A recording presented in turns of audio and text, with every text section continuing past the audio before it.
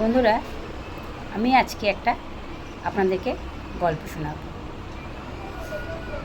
গল্পটা হচ্ছে বৃষ্টির রাত।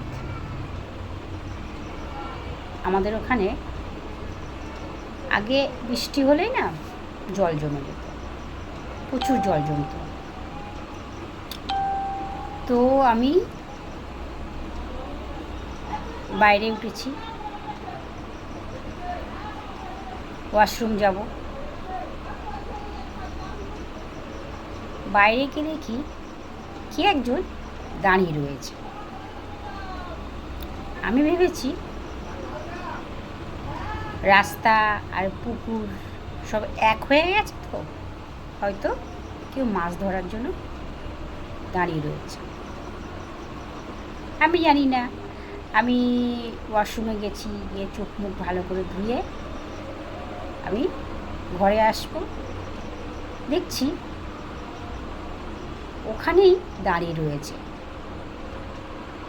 আমি যে তাই তো, মানুষটা এরকমভাবে 10-15 মিনিট কী করে দাঁড়াতে পারে। আমি ঘরে চলে এসেছি। ঘরে এসে জানলাটা খুলছি, অথচ আমি দেখতে পাচ্ছি না তাকে।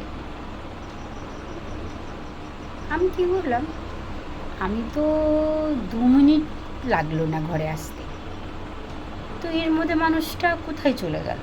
আমি কী করলাম, আবার বাইরে বেরোলাম। বাইরে বেরিয়ে আমি আবার দেখতে পাচ্ছি সেই মানুষটা দাঁড়িয়ে রয়েছে। কী হলো ব্যাপারটা আমি ঠিক বুঝতে পারছি না। আবার আমি ঘরে গেছি, গিয়ে আমি যখন জানলা দিয়ে দেখছি তখন তাকে দেখতে পাচ্ছি না। তখন আমি একটু ভয় পেয়ে গেছি। ভয় পেয়ে জানলাটা বন্ধ করে দিয়ে আমি চুপটি মেরে শুয়ে গেছি।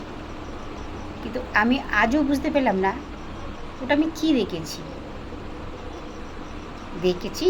ওটা কী দেখেছি